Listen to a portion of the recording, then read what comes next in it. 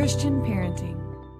Hi, Annie. Welcome to the Christian Parenting Podcast. Hi, Steph. Thanks so much for having me on today. It is so good to have you here. I think this is going to be a really good conversation. It's a heavy conversation, but it's an important and a good conversation. And Thank you. in so many ways, also encouraging to our faith and just to ourselves. So we're going to talk about your book, Where Did TJ Go?, which is about infant and child loss and grief. And we'll get into all of that. But first, I want to just jump right into talking about you and your family. And because family is always important on this podcast, but it's really important because this book was inspired by your family. So I would love to hear a little bit about that. So tell us about you, what you do, and then tell us about your family. Yes, so I am an author, podcaster, speaker. This is what I get to do full time, which is so fun. I love getting on other people's podcasts because I learn so much. So thank you for having me on. I live in Nashville, live part-time in New York as well. So I kind of go back and forth between the two cities right now. I'm not married yet and I don't have any kids, but I've been in family since I was born. So when you're saying what's the word you would describe your family, I think expansive is the word I would use to describe family, because I do not have the traditional family I thought I would have at this point in my life. I'm 44 and thought it would look very different than this. And instead of having the life I thought I would have, I have a great nuclear family that's really big. We have a lot of cousins that act like siblings, and I have a lot of friends who have brought me in like family. And so I feel like expansive is the word for how I've experienced family. I really love that word. And I love that story too, because it's just so true. Like, I don't think anyone necessarily has the family that they really envisioned for themselves. Certainly. No one has the life they thought they would have. I mean, totally. 100%. But it's always the story that God is writing, and he always has a better plan. That's right. And as we'll talk about today, there are sadnesses and tragedies. But if we're talking about this part of my life, how my life has been shaped by God, I would not do it any different. I promise you, Steph, I would not do it any different. I've had a couple of years where God has really profoundly invited me to see that the life he has given me is better than what I could have dreamed of myself. And I genuinely believe it. Yeah, I love that. I think that's just really good encouragement for so many people just to hear. Good. So thank you. Yeah, of course. Okay, tell us a little bit more about your family and your sister specifically, because that is where you got the inspiration from this book. So tell us about what happened. Yeah. Just give us a little bit of that background. Yeah, so I'm the oldest of three daughters. My sister Tatum is 15. In the middle of three daughters. Are you? Okay, so you get it. So you're like my sister Tatum. She and I are 15 months apart, and then there's a baby who is 38, or so, whatever. That is about 6 years younger. And then we grew up with a handful of our cousins that my parents also helped raise. And so now when we do holidays and when we do family vacation, there are 6 of us, cousins and spouses and kids with my parents. So it's really, really fun. My sister, she is the co-author of this book with me. And about 2.5 years ago, she and her husband have one son named Sam, who's awesome. And about 2.5 years ago, they had another son named TJ. At 12 weeks, we knew TJ was sick and he had life-limiting diagnosis. And so for her entire pregnancy, that was our experience of, is God going to heal this baby? Is this going to be a different story? Are the doctors actually seeing what is true? Is there going to be a miracle here? And when TJ was born, it was all true, what the doctors had said. We got longer than we thought. A lot of children with the diagnosis don't live longer than hours or days. We got to be with TJ for 2 months, 56 days to be exact. And then he passed away. And in the process of my sister being pregnant, Steph, we did not know how to help Sam, my other nephew, and our cousins that were young. We didn't know, how do we talk about this? Tatum is pregnant and he's watching her belly grow, and there is going to be a chance that he never sees the baby that comes out of her. Now, that is not what ended up happening, but in month 7, 8, 9, that's what we were preparing for. And I don't have a lot of skills, but I can write books. And so we asked around first to see what book do families use in this scenario? We've never been in this scenario. What's the resource? I was calling counselors. I was calling parents. I was calling parents who'd experienced loss. And no one had a gospel-centric book that they had walked their children through. when it came to the loss of an infant. Now, there are a couple, there are some that are not faith-based, but we had a specific thing we wanted to tell and wanted to talk with Sam about was like, hey, there's hope in this story, but here's the true story. David Thomas, who's a counselor, and he actually wrote a letter in the back of the book for parents. He runs Raising Boys and Girls with Sissy Goff and Daystar Counseling. And David Thomas said, make it actual, make it factual. And so I had in the writing of this book that I wrote it for my nephew Sam because we were about to walk through the loss of his brother. So I voice memoed. I felt like the whole thing downloaded from the Lord, I will say. The whole thing downloaded on a drive from Franklin, Tennessee to Nashville, Tennessee. It's 20 minutes. And so the whole thing downloads and I'm saying it into my phone. I get home, I type it up, I print it out on my printer, I put a clip art on it because I'm a terrible drawer. I have no artistic ability. And I laminate it and give it to my nephew Sam. And we thought that's what would happen. We thought that's all that would happen with this book. And as TJ's life continued on and then he was getting sicker and sicker and we knew he was dying, he passed away in August on a Wednesday morning. And a few months after that, I sent it to my agent and I was like, hey, this might really help other families too. And Tatum's willing to be the co-author and help me make it right for a parent. I could write it as an aunt, but I needed her to help me write it like a parent. And they were willing to share their story. And so that's where Did TJ Go came from. And it's a way that we get to honor his life and honor who he was in our family and how he changed our family and also see some redemption in a really sad story. Yeah. I don't know if I just missed this, but I don't think I realized, I want to get more to talking to your kids about loss too, but I don't think I realized that he was diagnosed at 12 weeks. Yes. So how did you as a sister, how did you support your sister through that? Yeah, it's really hard, obviously. I mean, I remember they were in Nashville. My family lives in Atlanta and I live in Nashville most of the time. They were in Nashville for an event with me and she was really pregnant. It was May and she was having the baby in June. And everyone kept coming up and talking to her. When are you due? What are you having? Do y'all have a name? All the things, of course, people do because they're being caring and they're being loving. And I just remember watching that over and over and being like, this has been her whole pregnancy. And her whole pregnancy, TJ's been sick. And so what does it look like as you're to step into it with her as a family? I mean, we just kept praying for a different story, moving our calendar around to be there when we needed to be there. Once he was born, Steph, it was pretty much all hands on deck. He was in the NICU for 3 weeks and then he was in a hospice at their house for 5 weeks and 24-hour care, which was insanely intense, as you can imagine. And so it was just all hands on deck at that point, as best you can. And I just wanted God to do something different than he did. That's the truth of it, is I wanted, and even when TJ was born, every night I'd go to bed at my parents' house because I was in Atlanta helping as best I could where I could, particularly playing with my other nephew, Sam. We hosted Camp Sally Annie, which is my other sister's name.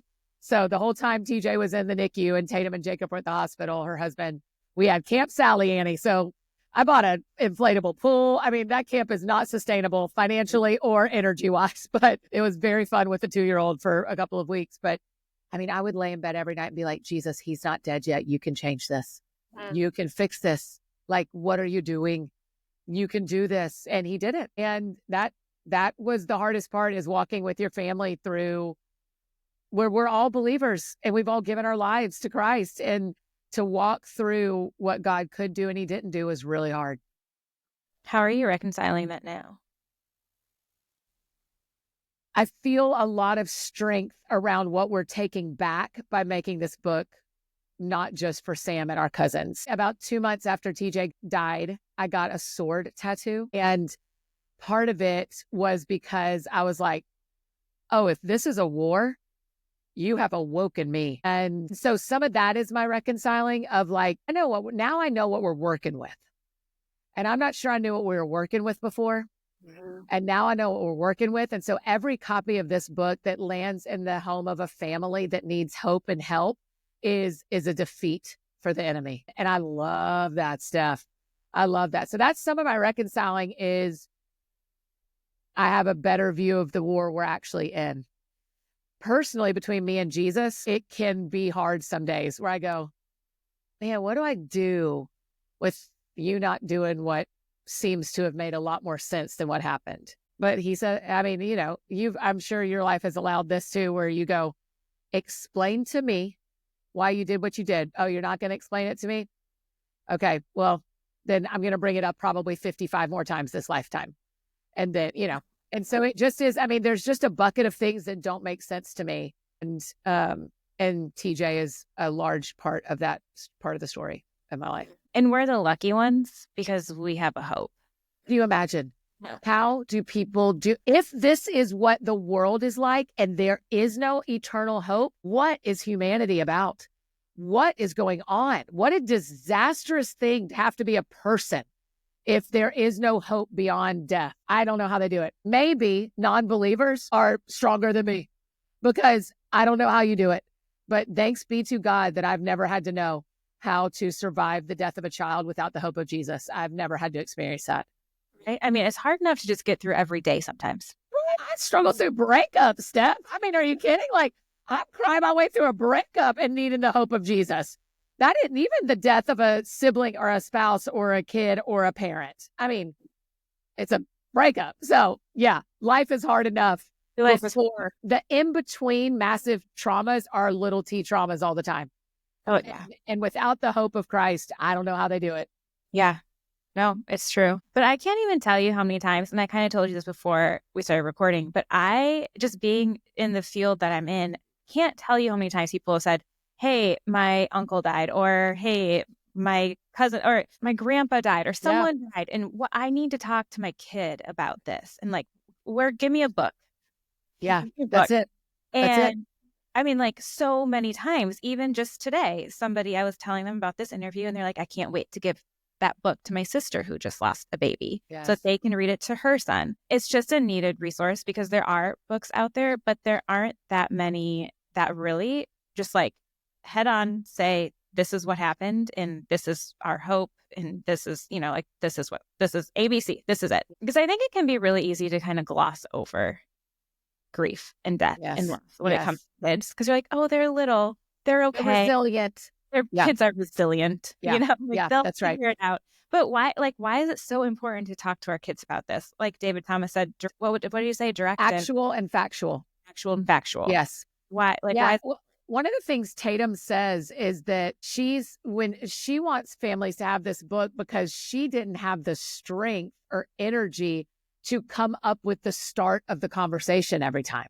And so in a lot of ways, we get to use resources like where did TJ go to give us the gift as the grieving adult of here is the go-between between what you need to know and what I can barely survive myself. So here is a book that will give us a conversation. And it's why we had David do that letter in the back to give more resources. But I mean, you remember this from being a kid. I remember this from being a kid. We feel when something is off. Like we know when something's off as kids. You can trust your gut. Kids have a gut. And I remember when my dad was part of the Big Brother, Little Brother program growing up. And he had a little brother that would come over and eat lunch with us come spend the weekends at our house, was a teenager. And he died in a car wreck when I was 3 or 4. So the exact age of my nephew, Sam, right now. And I remember the day we drove home and little Bill had died in a car wreck. We always called him Little Bill, died in a car wreck. And my grandfather was standing in the driveway. I knew. I didn't know what had happened, but I'm telling you, my gut knew something was wrong. And my grandfather came over all the time. Like we lived in the same town. And so it wasn't his presence. It was something I knew. And so we've got to talk to kids about grief and mourning and death because they know. They know when you're sad. They know when you're mourning. They know when something has shifted in their life. And if we don't talk to them about it as kids, they figure out themselves the tools they need to self-soothe and to self-heal. And those tools very often, for me and maybe for you, end up being tools we use as adults that we do not need to be using. And so we can protect kids in some way. I mean, they're all human. They're all going to have bumps in the road. But there are ways we can step into grief and loss with kids when they're young that will hone their tools to have correct tools going into adulthood for facing grief and loss and death. And so we need to talk about it because they already know, and we want them to be healthy as they grow. Yeah. I think that's so true. There's such a hard thing about balancing it too, right? Like you want to share, but you don't want to give too much information. Right. But it's so much to navigate. And so giving parents an easy tool to start is just such a gift. Like, do you feel like that was the main tool for your family to start some of the conversations? Was your little printed up book? Yeah. I think, yes. I mean, even for me as his aunt, and we're really close. We FaceTime every morning while I'm putting my makeup on and he's eating breakfast because he's Eastern time zone and I'm Central. So it aligns.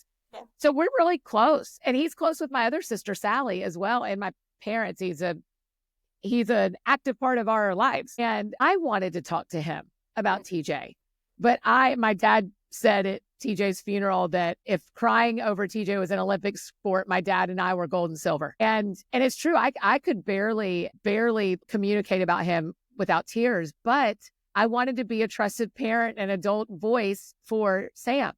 Mm-hmm. And so having this and also, when you read books like, The Places You'll Go, you learn the rhythm of it. And, there's a book we read a lot as a kid called Jillian Jiggs, Maker of Wonderful, Marvelous Pigs. I can do about the whole book. As you learn where did TJ go, your emotions settle, and it gives you a chance to read it and to read it in a way where I could settle into it and I could read it to Sam and he could point and go, can TJ really ride a giraffe in heaven? Maybe, probably. Tell me why he wouldn't be able to. What would make him not able to ride? Does Jesus really read books to kids? Yeah, let me tell you this part, Steph, you're just going to love this. There's a couple of little Easter eggs in the book that the illustrator did. One is a gift to me that I didn't know she was doing. And a couple are requests we made just for Sam and our family. But there's a page where TJ is sitting in Jesus's lap and he's reading a book to TJ. And he's reading one of my other kids' books to TJ. Oh, and the illustrator. That. Yes. The illustrator drew the other cover that she made as the book that Jesus is reading to TJ. And so Sam had questions about that and had thoughts about that. And so, yes, I think that's true for me in friendship. If me and a friend go see a movie together, it gives us something to talk about after the movie. And so I think it's really true with kids that having those go-between resources, it's why everybody does the sex talk with a book. Yeah. Right. Yeah. All the things that we feel are challenging to talk through, there is a resource that stands in the middle that helps open the door. Yeah. Well, and kids can see themselves in the story. I lost my best friend when I was 10. Oh, I'm sorry. That was just my first experience with death. I didn't really, grandparents died. My friend's grandparents died. My grandparents were still alive. So all of a sudden this person died. And I didn't really realize until I was older, that one of my coping mechanisms that I picked up as a kid was I read so many books about kids dying. I bet. So many books. Just you did. Every chapter book I could find that was tragic. Yes. My parents are probably mildly concerned. What is happening? She's reading the darkest things. But I was able to put myself in that book. Yes. Somebody else was feeling it too. And then all of a sudden I wasn't alone. Other people were doing it too. And I think that you're giving kids such a gift because they get to do that, but they get to put themselves in a book that's filled with hope. Yes. Do you know what's wild, Steph? I was finishing another book that comes out in another year. You know how book writing goes. We have to write a lot of words a long time in advance before it comes out so that people can fix it. You got to have editors fix it. So I was finishing my next book and I was at a hotel in Vermont because I was in New York. I had to get out of the city because I wouldn't stop hanging out with my friends and get my job done. So I went to Vermont and I'm sitting in this inn and writing in front of the fireplace. And a woman who works at the hotel comes to speak to me.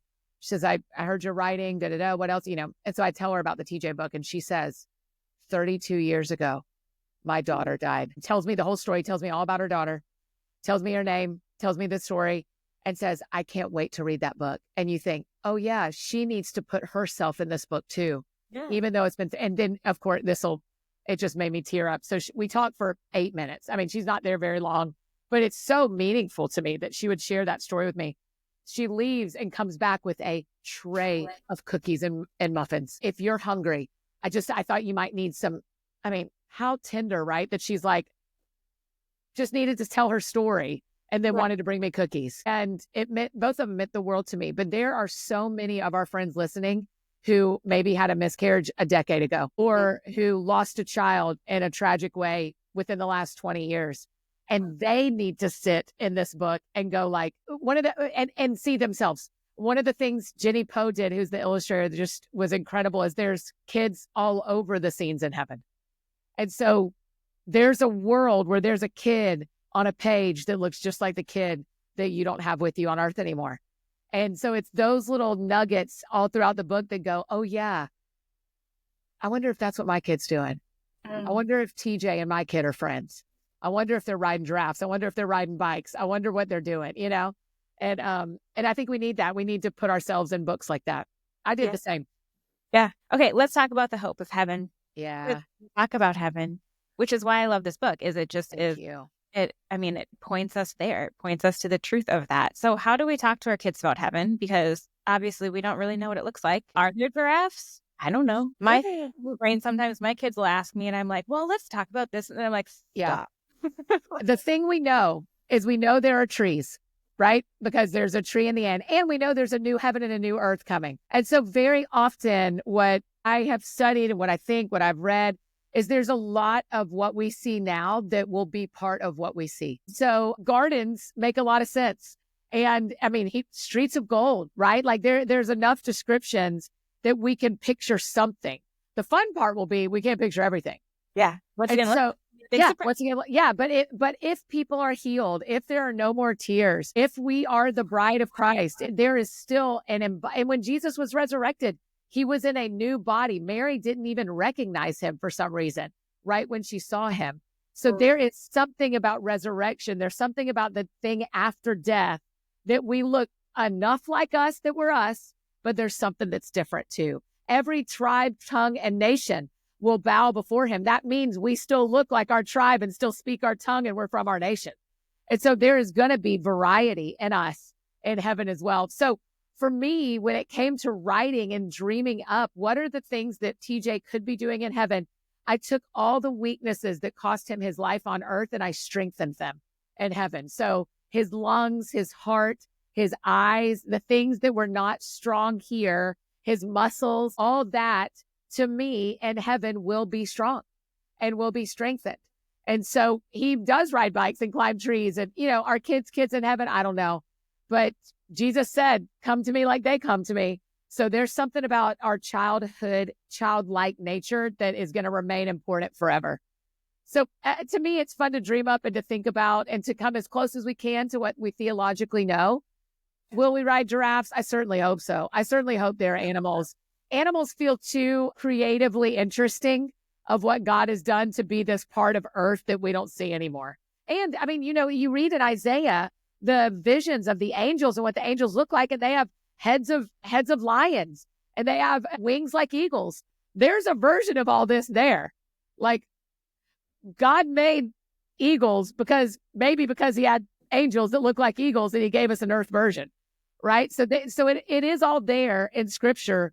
We just don't totally know how it plays out, but man, it plays out good. And it is the long part, Steph. This is the short part. That is the long part that we get to look forward to. Okay, I have, as a side note, because we could probably have a whole nother podcast on this. I've gone back and forth on are there animals in heaven? So what do you think? Well, I have decided that yes. Basically because of what you news. Said. They're just too good not to be there. Yeah, that's right. They're just too much a part of scripture to imagine that they would not be a part of what this bigger story God's telling. So think about my middle son loves penguins, and we just always talk about how penguins just make life better. No one's mad looking at a penguin. Right. How could that not be in heaven? That's right. I think the more fun hope I have around it is it's more Lion Witch in the wardrobe than we realize. That there's more communication possible. There's more, we know what they know. And right now we guess what animals know. They talk about how smart whales are, how smart elephants are. And so you kind of go, oh, man, I can't wait to know how smart they actually are. What do they actually know? We'll see. It's a fun, And the days that it feels impossible to survive what we're having to survive here, which it does for some of our friends listening today, it is fun to go, okay, but on the other side, if this is the broken part, what's the put together part? And the put together part is a new earth and a new heaven. It is not, we aren't going to another planet. It's a new earth. And so I'm pretty into that. Okay, let's speak to that kind of to wrap us up. Like there are people listening who are struggling in their own grief, whether that is a child, a miscarriage, a spouse, like a parent, a friend. So many people are managing grief, new grief or past grief, because grief is not linear. It's sneaky. Like you never know when it's going to pop up. What I would give if we could order it linear. It'd be such an easier experience if we just ticked off the different levels and had them done. Like, it will continue to get better for the rest of your life. And then someday you won't be sad. Like that would be really what I wish. Yeah. But it doesn't work that way. Because again, we have a broken world. So how do we even begin to manage living in a world with good news and sad stories? Well, I think we tell ourselves the truth that there are sad stories. And that kind of, there's a counselor here in Nashville that says a lot, Stephen James, he says, life is tragic, but God is faithful. Sorry, he says life is tragic and God is faithful. And so I think the way we survive is by telling ourselves the truth that life is tragic and God is faithful. And both of those will keep playing out for every day that we are on this planet. And so that has helped me a lot. I was saying earlier to some friends here in the podcast studio, we were talking about this. And I said, even for me, I couldn't have written this book 10 years ago because I hadn't done the work I needed to do to be able to hold grief and joy at the same time. And now I have. Now I've done the work and going like, no, I actually understand that they both sharpen each other and brighten each other and they matter to be together. It's what we learned in Inside Out, right? Is that they actually need to both exist. And so that's my encouragement to anybody listening who's in the middle of grief. For starters, it is acute and it will get less acute. Grief is not linear, but time partnered with God does heal. Time alone does not heal, but time partnered with God absolutely heals. I think that's important to remember, but holding grief and suffering together, allowing yourself to laugh, allowing yourself to do something fun, go to the movies, go to the park, get outside. Like I ended up when TJ was sick, was already at home with Tatum and Jacob and our family. I had planned to go to Disney World with a family that I'm very close to here. And I said to my sister, do you want me to cancel this? I do not have to go. It's 3 days. I can totally stay here. And she was like, you really need to go. In the middle of this, if you can go, go. And it's true. I mean, I cried with them. I laughed with them, but it was good to take a deep inhale and exhale from the grief for 3 days and then go back to it. If you leave it and never come back, that's escapism. We got to balance relief and escapism. But that would be my encouragement is find a way to get some relief in the middle of your grief and trust that it will not last forever. It will lighten. It will. I don't know that it goes away. I have not stopped missing TJ.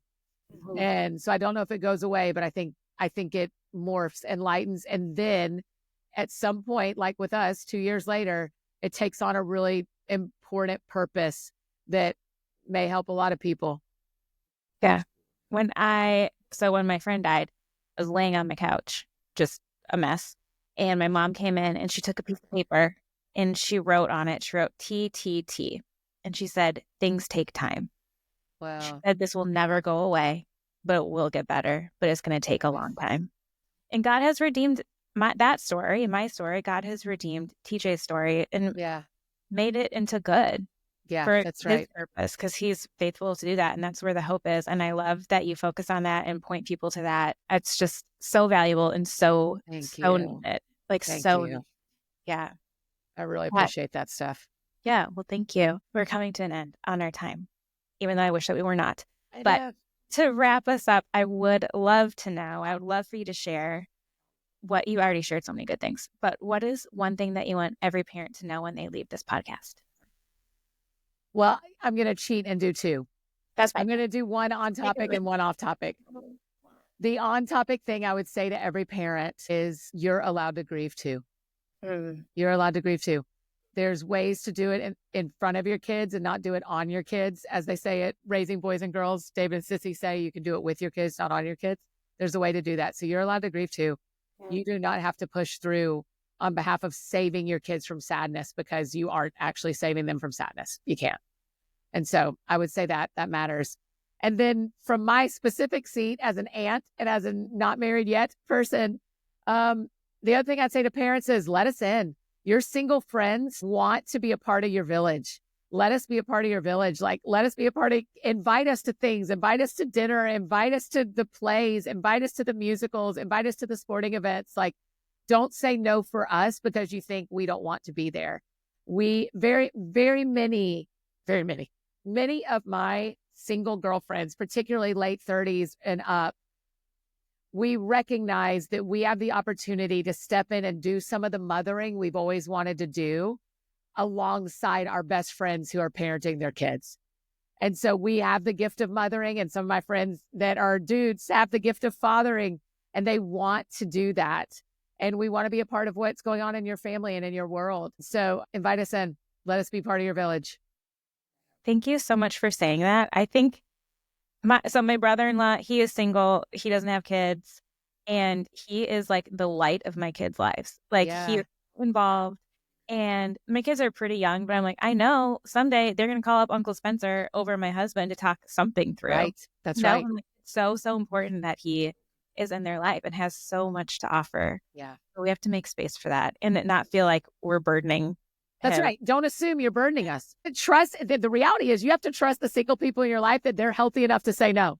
If they're not, that's not your problem. That's not your business. That's their problem that they're not healthy enough to say no when they need to say no. They'll learn. But trust that people aren't lying to you.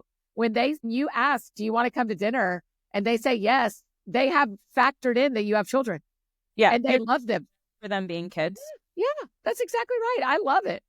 Yeah. Oh, that is such a good reminder. We should probably do an episode on that too. Anytime. I would love to. I love talking about how it has changed my life that families have let me be part of their village. I mean, Christmas Eve is a great example. I stay in Nashville for Christmas. We do Christmas a couple of days after in my family. And Christmas Eve, it's me and 4 families. And it is, and the kids do not think it is weird at all. It is far weirder to them when I bring a date around because they're like, they call me Crazy Annie. They're like, Crazy Annie, what is this? Who is this guy? They are very used to when our families get together, Annie's there too. Yeah. That is their norm. And that is because the parents have made me a part of the village. And that's what the body of Christ is supposed to be. It's beautiful. It's such a gift to me. Yeah. Oh, that's amazing. Thank you. Thank you so much for sharing everything today. Again, I appreciate it. I cannot wait to order 1 million copies of this book just to have. Yeah. My sister and I keep saying we didn't want to need it. We wish nobody needed it. We are so hopeful that everyone who needs it gets it. Me too. I'll be praying over this release. So thank you, friend. Christian parenting.